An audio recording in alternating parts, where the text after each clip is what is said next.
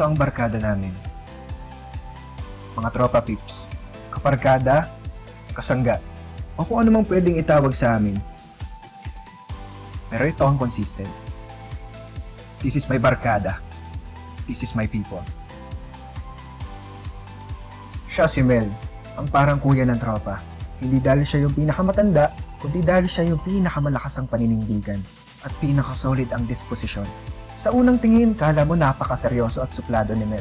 Pero pag nakilala mo na siya, malalaman mong napakakalog at napaka-positive nitong kaibigan kong to. Nung una naming nakilala itong si Jobet, nako! Napakamahiyain at napakatimid ng taong ito. May stutter pa siya nung mga unang panahon na yun at napakababa ng self-esteem. Pero ngayon, sa tulong naming magkakatropa, na-overcome niya yung shyness niya. Nagkaroon na siya ng self-confidence sa sarili at halos wala na yung stutter niya. Si Alet naman ang brainiac ng grupo. Napakahusay niya sa mga computers, internet at mga digital stuff. Pero hindi siya mukhang nerd at hindi naging hadlang ang utak at talili niya sa pagiging isang tunay na kaibigan sa aming mga madlang people. Napakamasayahing tao rin nitong si Alet at mahilig tumawa sa mga jokes, lalo na sa mga jokes ko.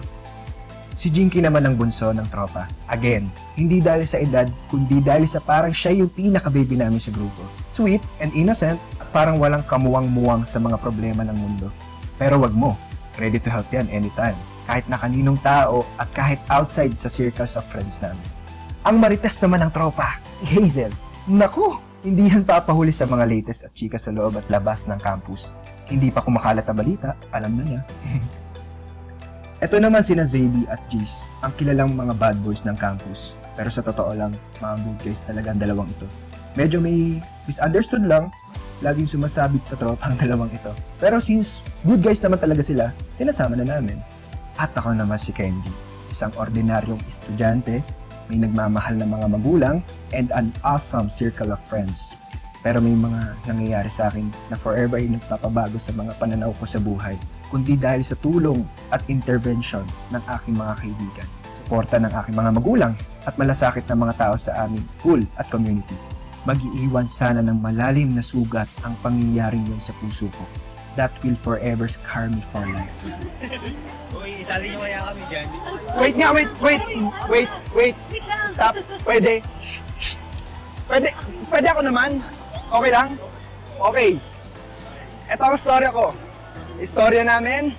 At ngayon, i-share ko sa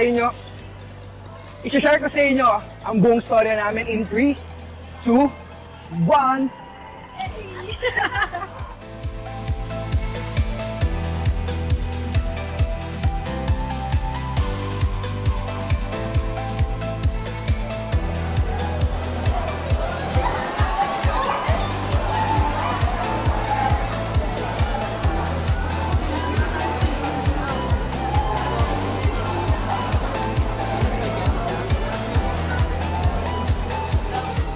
Ngayon, alam ko na.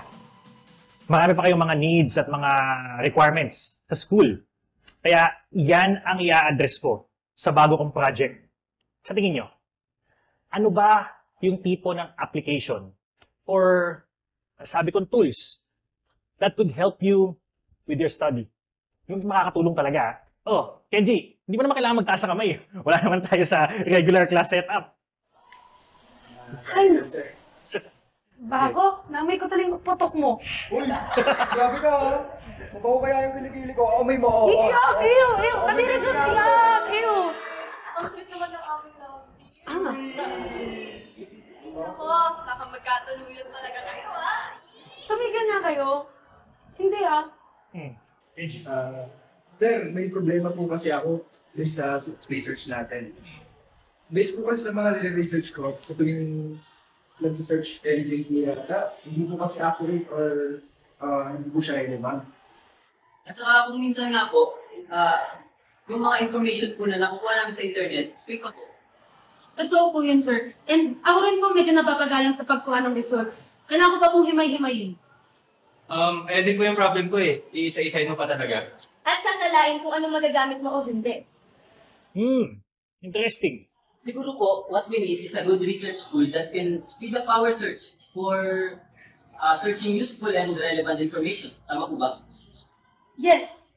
And maganda rin po sana if they can present results in a highly organized and visually stimulating way. Para hindi po boring.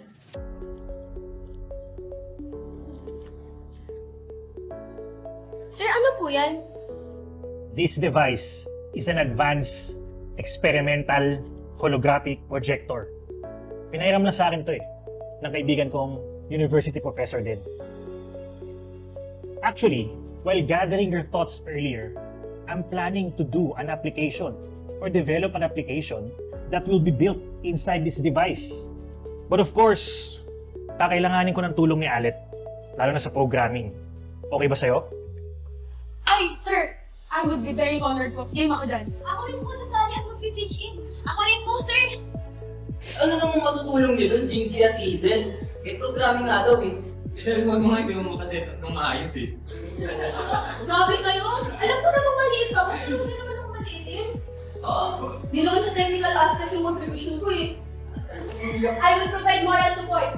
Ako din. Oo, tama. Sige tayo. Yes! Sige. Jinky at Hazel, you can join our, mga tawag doon, cheerleaders. Okay ba sa inyo? Joke lang, sige na. Alig na ako, sali na kayo. Okay guys, let's call it a day. Talagang natuwa ako sa resulta ng ating pag-uusap ngayon. Tatawagan ko na lang kayo, update ko kayo pag mayroon na tayong gagawing bago patungkol dito. So, ingat kayo pa uwi. Enjoy ha! Thank you so much sa oras nyo. Thank you, sir. Salamat.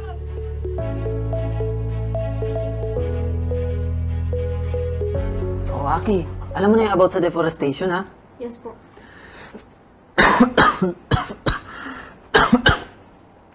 Excuse me. Continue tayo.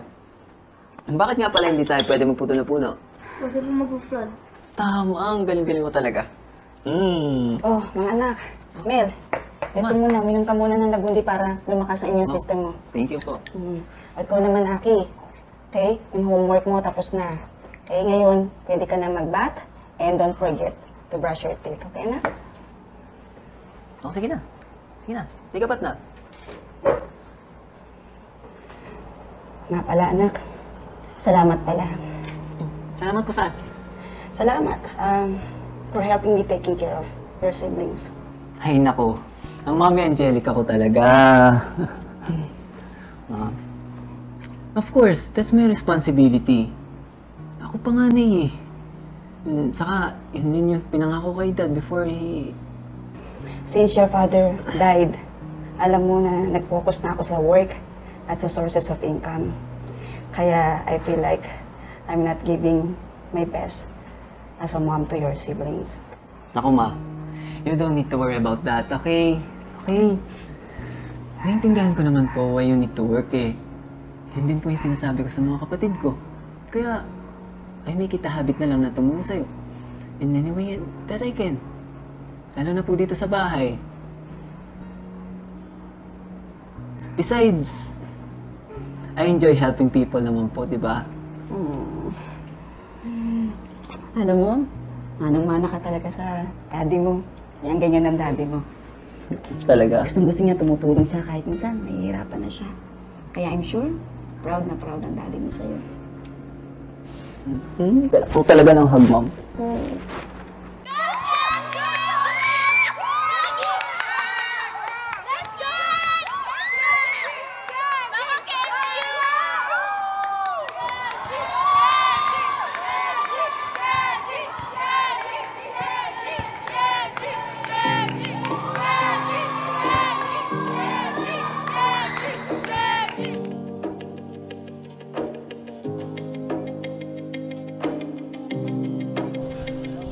Uy guys, halika dito. Nakadali dito. Magme-merienda kayo dito. Ay, tama naman pala yung dating nyo. Kenji, kunin mo yung stocks doon sa loob. Doon sa may dining table. Sige. Tara guys! Kung nagutom kayo niyan, kung napagod kayo. Kaya mo nila kung panalo sila eh. Oo. Ayan. Sige, labas siya dito. Talaga naman guys! Huwag kayo magagawan.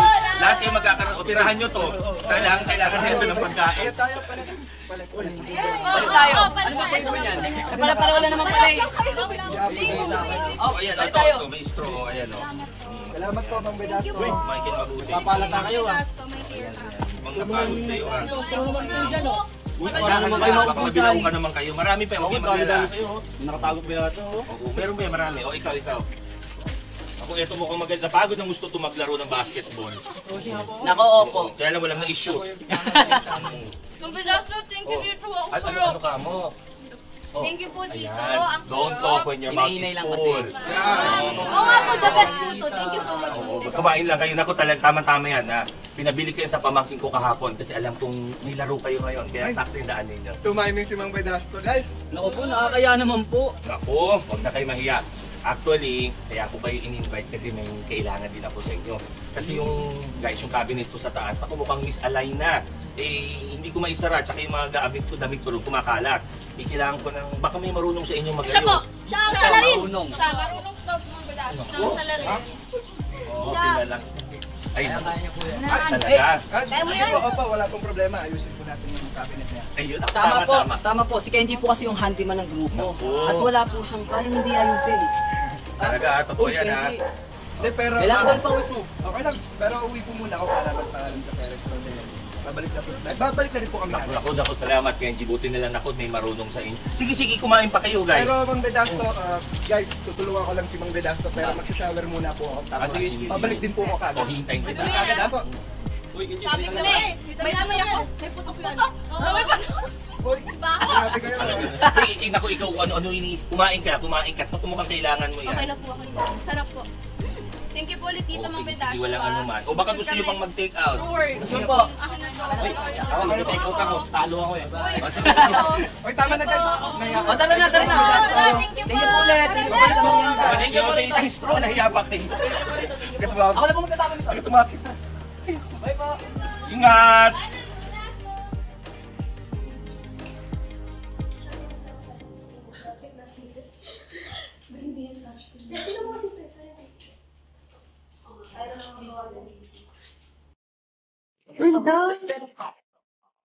B, ano ba pangalan? Magawa ako. Sorry na. Ito kasi, gift sa akin ito ni Mommy. Ang tawag dito is Jeans Feng Shui Bracelets. Actually, sabi sa akin ni Momsen, for good health and good luck daw. Ganda, no? Ako na lang.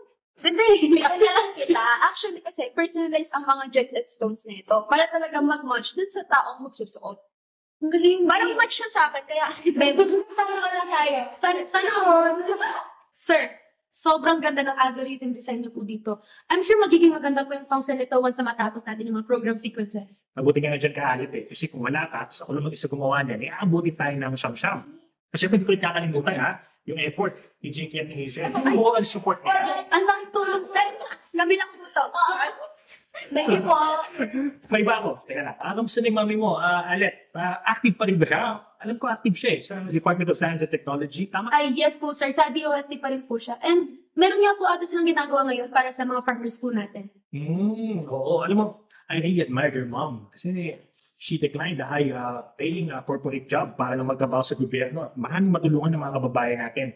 Actually, usap-usapan nga sa aming academy at sa corporate circles. Yung kwento niya, talagang maraming natutuwa.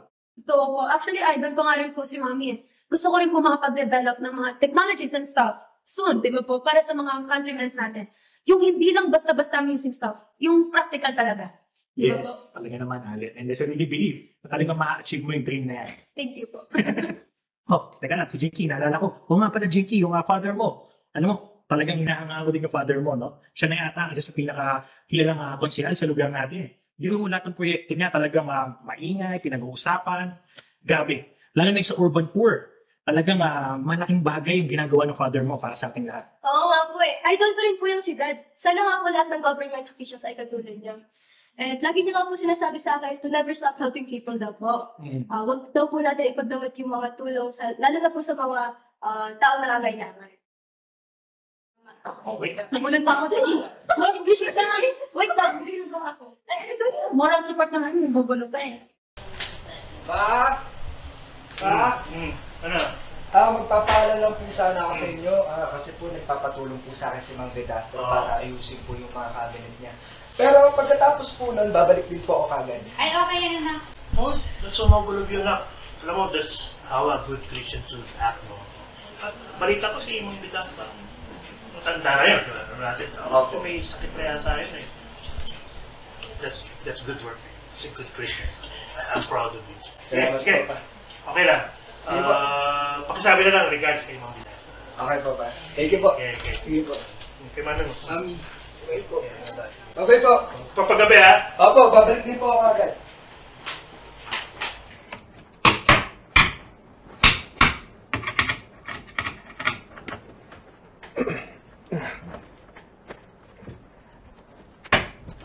Ayan po, Mang Vedasto, okay na po. Ayos na ba yan? Matibay na po ulit to, Mang Vedasto. Ay, salamat. Naayos na din yung cabinet ko. Hindi na sasabog yung mga damit ko palabas. Hindi na rin makikita yung mga underwear ko. Actually po, Mang Vedasto, napakadaming dapat ayusin dito po sa bahay ninyo. Oo nga eh. Nice. What can an old man like me do? Pero, Mang Vedasto, bukas na bukas po or sa ibang araw, babalik po ako agad para ayusin natin yung mga dapat ayusin na yan. Talaga? Sige, salamat. Ako, hulog ka talaga ng langit. Kenji, thank you ha. Thank you. At maayos mo yung mga iba pang sira dito. Salamat. Hulog ka ng langit. Thank you. Opo, Mang Vedasto. Mukhang napagod ka. Halika na. At magmerienda muna tayo din sa baba. Halika na. Magmerienda muna tayo. Halika na. Halika na, Maya. Sige po. Agad!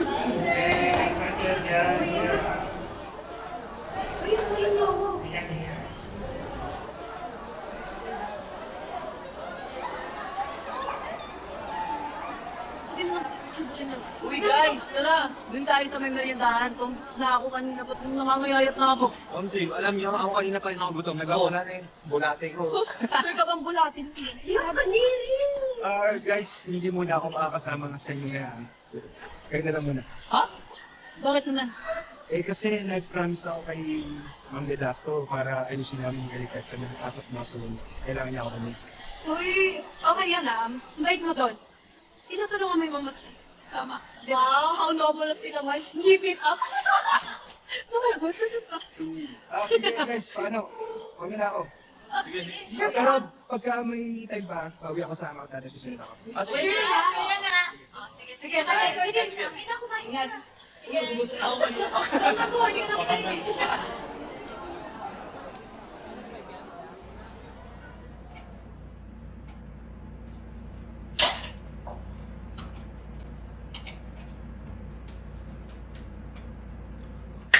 Naayos na rin. Musay mo talaga, Kenji. Naayos mo yung cabinet ko. Pati nga yung electric pan ko. Tamo, umiikot na. Dati hindi. Musay mo talaga. Wala nga naman po, Mang Vedasto. Basta... Ako nga. Basta talagang, nawisan. Musay mo. Alam mo, huwag ka ng langit talaga. Thank you so much. Ako, ang dami mo nang naayos dito sa bahay.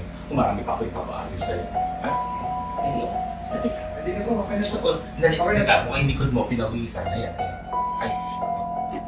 Sige po, Mang Vedasto, mauna na po muna ako. Sige. Para wala ko na rin po kasi buhay sa bahay. Kenji. Thank you, Thank you. Salamat. Ang dami mo na ayos dito sa... Salamat, ha. Talagang... Okay, thank you, ha. Ay, siya nga pala. Ito. Siya ka na dyan, ha. Ano po ito? Para sa'yo yan. Ay, naku, Mang Vedasto, hindi na po. No need na po. Kenji, kung mag-alala, maliit na bagay yan sa mga nagawa mo rito. Wala yan. Hindi na taritigang pa sa susunod. Thank you. Sige po, Mang Vedasto, salamat po. Salamat. Ingat ka.